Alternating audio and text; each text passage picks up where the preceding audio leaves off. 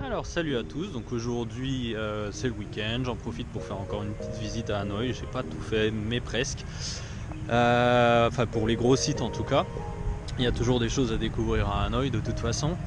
Alors aujourd'hui visite de la citadelle de Thang Long, donc pour vous situer en fait, voilà, on peut voir la tour au drapeau unique, avec le musée de l'histoire militaire que j'ai déjà visité dans précédentes vidéos, et en fait la citadelle est juste derrière, très facile à repérer sur une carte. Alors on se situe devant une carte, donc vous pouvez voir le numéro 5 c'est West Lake, donc juste ici le numéro 4 c'est le mausolée d'Ho Chi Minh, 3 c'est l'Assemblée nationale. Le numéro 2, c'est le site en fait, de fouilles archéologiques. Et donc nous, on est juste là, vraiment dans la citadelle. Donc voilà, vous pouvez voir le mausolée d'Ho Chi Minh. Ici, c'est l'Assemblée nationale. Et donc voilà, là c'est vraiment la plage juste devant, la porte sud. Et si on prend un peu de recul, donc par rapport à tout ça, juste ici, on a le temple de la littérature. Voilà. Donc là on a le musée d'Ho Chi Minh. Voilà, juste derrière.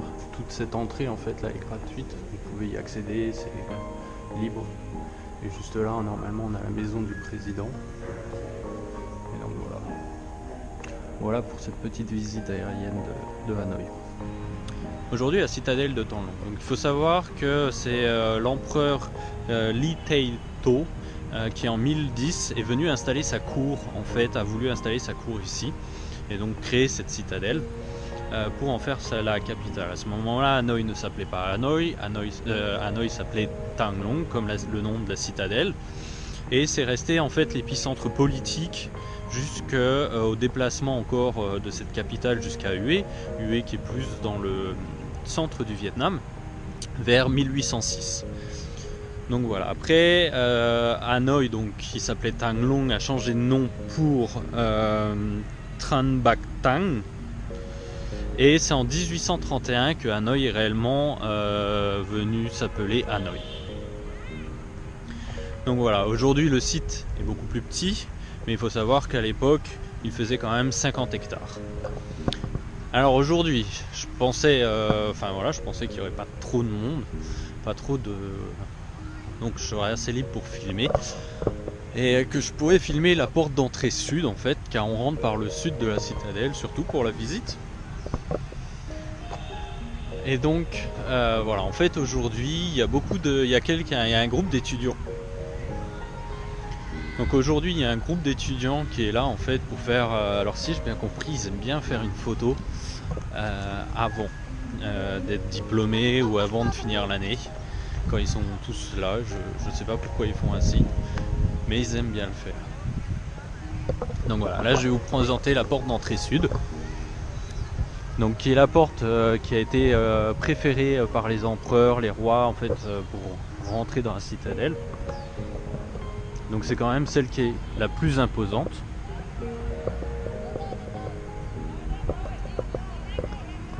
Donc voilà, je vous présente en fait tous les étudiants avec le costume de l'université.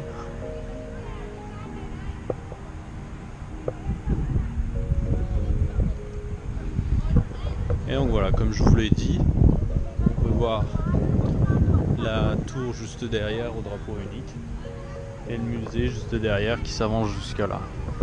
Donc voilà, c'est aussi le site où j'ai fait la vidéo sur un petit peu ce que j'ai appelé la foire aux livres. Donc voilà, qui se fait au moins une fois par an.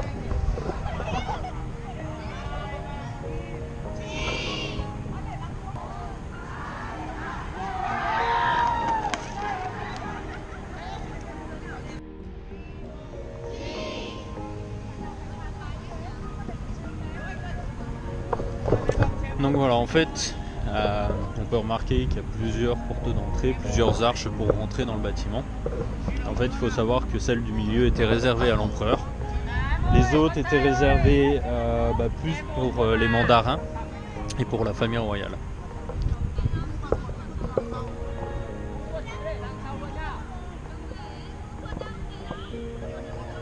Donc voilà, j'en profite un peu. Voilà, la visite est quand même payante. C'est franchement pas cher, 30 000 dong.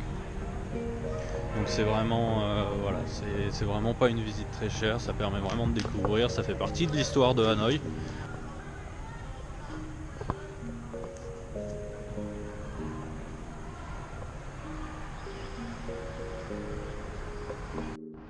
Donc voilà, donc là on se retrouve juste après l'entrée. On peut voir qu'il y a un site ici archéologique en fait qui montre que la citadelle a quand même évolué et ça a permis en fait de dater que la position de la porte au moins datait du 11e ou 12e siècle. Il faut savoir que en fait la citadelle, le site est classé au patrimoine mondial culturel de l'UNESCO depuis 2010. Donc voilà, là on va même vraiment monter en fait au-dessus de la porte où il y a un jardin, un petit jardin, donc voilà, on va découvrir tout ça ensemble.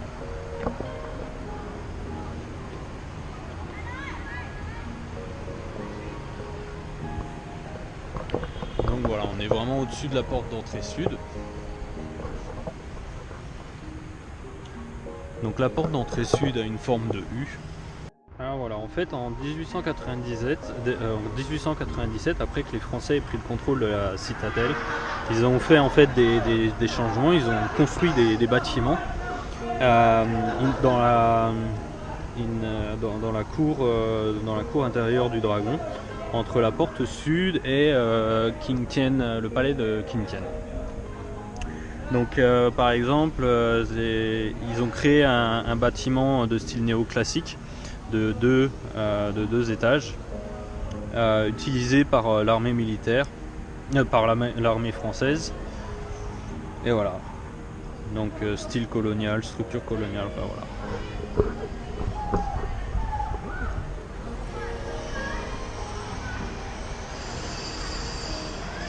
Donc voilà un plan. Donc le bâtiment français est juste là. Et là pour le moment il est vraiment en rénovation. Et donc après on va aller voir le bunker de commandement, King Tien Palace, donc vraiment la zone des reliques. Et ensuite on va visiter encore le bâtiment du dragon. Donc voilà, donc là le bâtiment français qui est en rénovation. Et de ce côté là, donc ce qu'on a vu, la cour du dragon. Donc là on a les escaliers en fait du dragon, divisés en 3 parties. Et il faut savoir en fait que la partie centrale était réservée à l'empereur. Donc on peut voir vraiment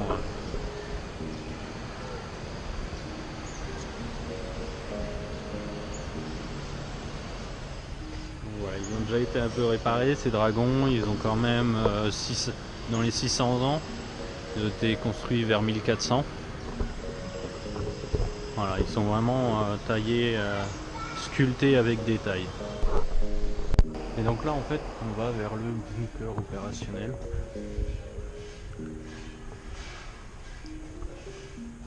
Donc on s'enfonce vraiment sous terre. Donc voilà, là on va rentrer dans le bunker opérationnel militaire. Ouais. Bon, faut pas être grand.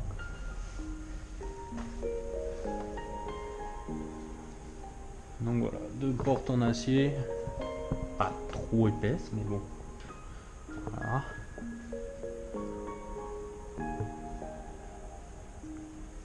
Donc pendant vraiment la période avec les bombardements américains, avec les B-52, voilà, c'est ici qu'à Hanoï ils étaient, si j'ai bien compris, réfugiés en fait pour pouvoir continuer à défendre la ville.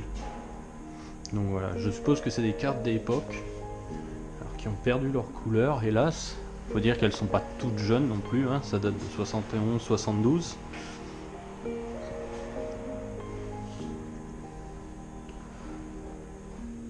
Donc là on peut voir les différents sites où des avions ont été détruits, des avions américains, les différents couloirs d'approche.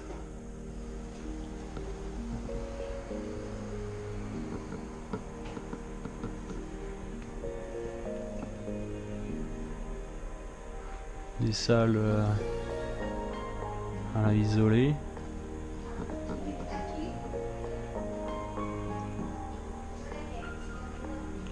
Pouvoir, je pense, communiquer avec les différents groupes.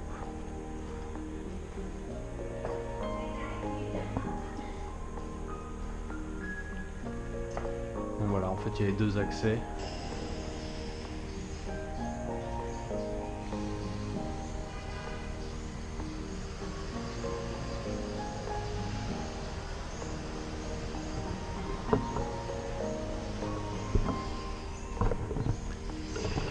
Donc voilà, alors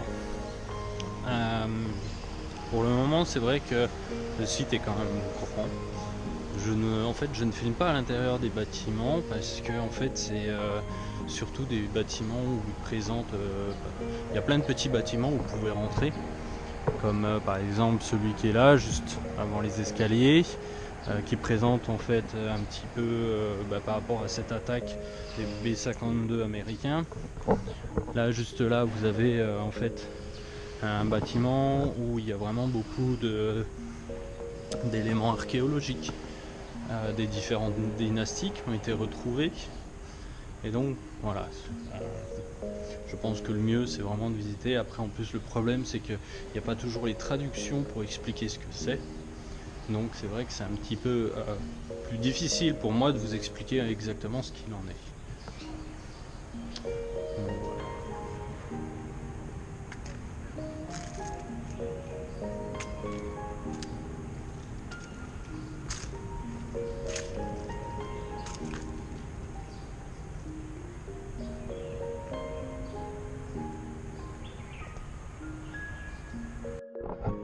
voilà. Juste derrière moi maintenant, c'est le bâtiment D67 donc qui a servi aussi pendant la guerre du Vietnam. En fait c'est là qu'il y avait le Politburo, qu'il y avait en fait les différents généraux. Donc voilà, on va le visiter.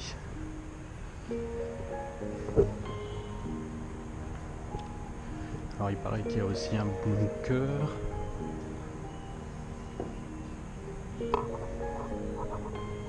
Donc voilà, en fait, il faut savoir que les bombes larguées par les avions, ça a commencé en 1966, enfin avec l'artillerie aussi, ça a commencé en 1966, ça s'est surtout intensifié en décembre 72 par les Américains. Il faut savoir que c'est les accords de Paris, les accords de paix à Paris, quand ils ont été signés, qui ont mis fin en fait à la guerre. Donc le 27 janvier 73. Donc, alors, je crois que là donc c'est le bunker, on va aller voir, mais d'abord voilà, on va visiter ici un petit peu. Donc c'est des représentations. Voilà, donc il y a surtout beaucoup de photos avec des commentaires par rapport à la guerre.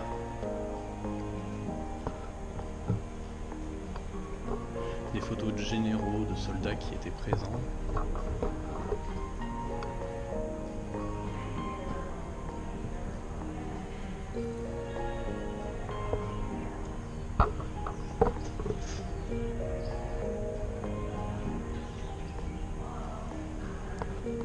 Je suppose que là ça devait être le Politburo ou l'état-major qui était installé ici.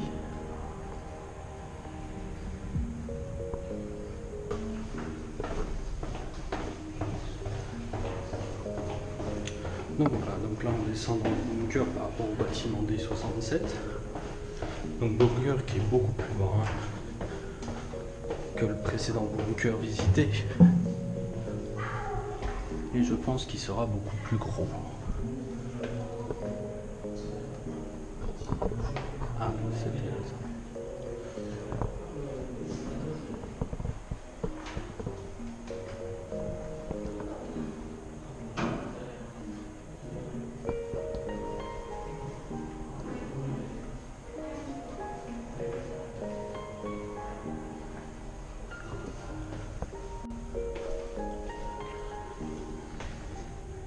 Donc il y a plusieurs accès en fait, hein. Dans celui-là il y a au moins 3 accès.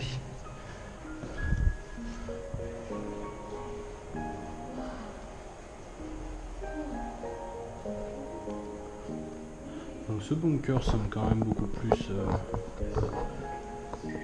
confortable que le précédent.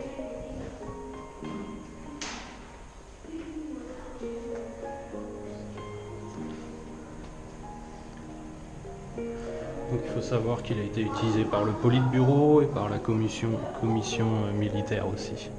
Donc là, il y a...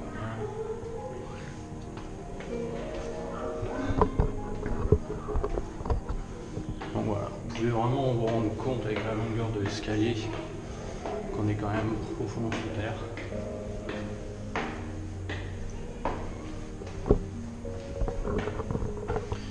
Et donc, voilà, ils étaient quand même bien protégés par rapport au bombardement.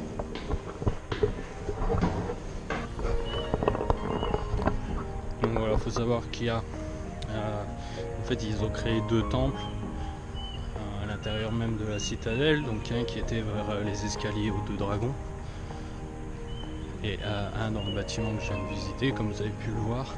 Je n'ai pas réellement compris pourquoi ils avaient fait. Je pense que c'est en commémoration de quelque chose propre à la citadelle, mais je n'ai pas réellement compris quoi.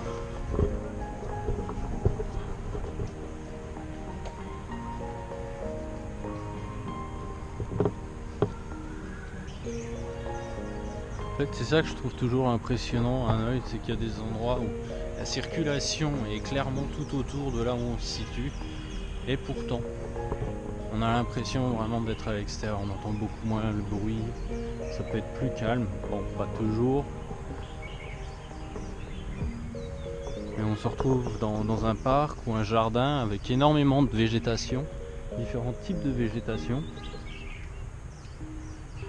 Et ils mettent vraiment le nom des différentes plantes qu'on peut retrouver en fait.